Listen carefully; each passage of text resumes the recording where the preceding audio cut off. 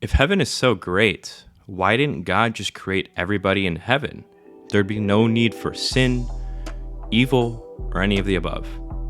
Theists typically think that freedom to choose between right and wrong is a great good. Yet, they also typically think that the very best thing, God, and inhabitants of the very best place, heaven, lack this kind of freedom. The question then arises, if freedom to choose evil is so good, why is it absent from the best being and the best place? Why is moral freedom valuable if the best place and the best being lack it? A creature is supposedly better off if that creature has moral freedom. But perhaps moral freedom is valuable not primarily because it contributes to the value or quality of a being, but rather because it contributes to the value or quality of the organic whole that involves free actions. To explain what I mean, consider the following two stories. First, we have the forced love scenario. My wife loves when I spend time with her. Rather than wait to see if I do spend time with her, my wife pours a serum into my drink that causally determines that I will spend time with her. And as a result, I spend time with her. Now we have the unforced love scenario. My wife loves when I spend time with her. Rather than wait on her to ask me to spend time with her, I take a day off of work to spend time with her. Now ask yourself, which situation is better? Surely it is the unforced love scenario. In it, I spend time with my wife on my own accord. My wife does not cause me to do so. By contrast, in the forced love scenario, my wife causally determines my act of love toward her. So the fact that my wife is the one who kicks off the sequence of events that causally determines my act of love seems to detract from the value of the situation. So it seems that unforced love would still be better than forced love, even if I would have inevitably given my wife time together in either situation. Note that what makes unforced love better may not merely be that it features an action that is free. I suggest that a value arises from the fact that someone gets to be loved without that very person having to resort to determining the very loving act directed toward him. It's true that my wife's existence and attributes may play a role in my decision. What's important, however, is that the role they play is not causally determining me to do so. So one important reason unforced love seems better than forced love is this. Only in unforced love does someone benefit from an act of love without causally determining that very act. This is where philosopher Dr. Joshua Rasmussen proposes a rule we will call L.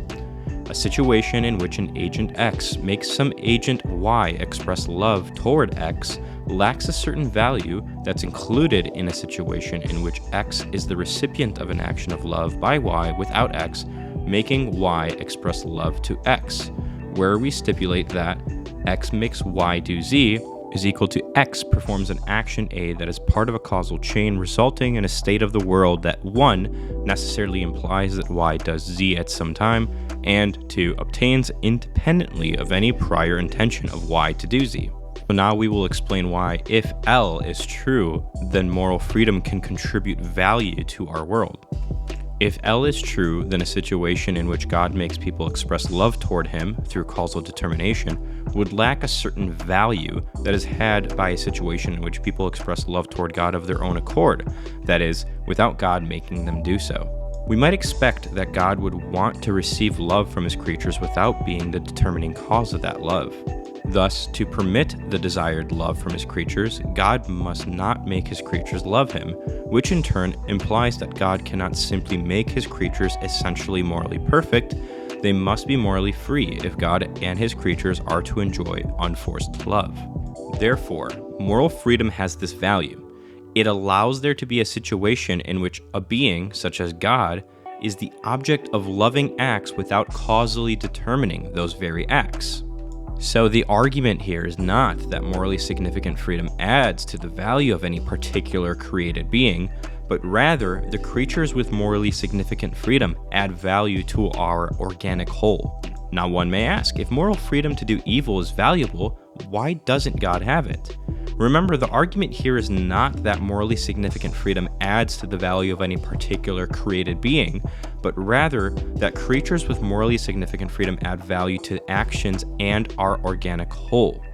So, moral freedom does not contribute to the greatness of the best being because it does not contribute to the greatness of any being. It does, however, enable some valuable kinds of loving situations, and that's what could be valuable about it. What about the best place?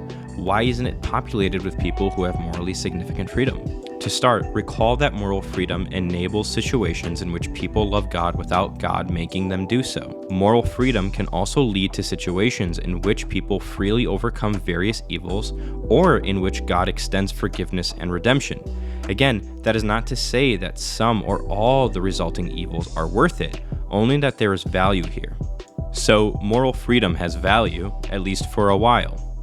But situations involving moral freedom might eventually give way to a better situation, a situation in which people continually enjoy perfect, unforced love and fellowship with each other and with their Creator.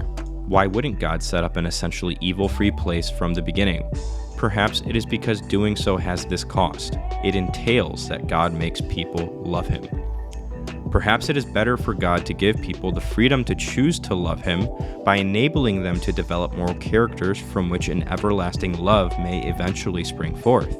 Then people could continually love God forever without ever being made by God to do so. In that case, moral freedom would have value even though the best place would lack it. And this proposal is compatible with a variety of views about the afterlife. This may work with a Catholic doctrine of purgatory, wherein people enter a stage of post-mortem transformation, involving free choices before entering heaven but after death. On this view, humans achieve a morally perfect or sinless character by freely cooperating with God's grace, perhaps, in a purgatory state prior to heaven. Or a Molinist could think that creatures are morally free and consistently choose rightly during an early stage of heaven. One might think that God perfects our characters at some time, either before or after physical death, in response to our freely asking Him to help us become morally upright. In that case, our particular acts of love toward God would meet the conditions of unforced love. Since God makes us upright only because of our initial choice to pursue moral uprightness of our own accord, there are even other views that may still work with this. The main point here is that this proposal leaves open what particular views we want to commit to.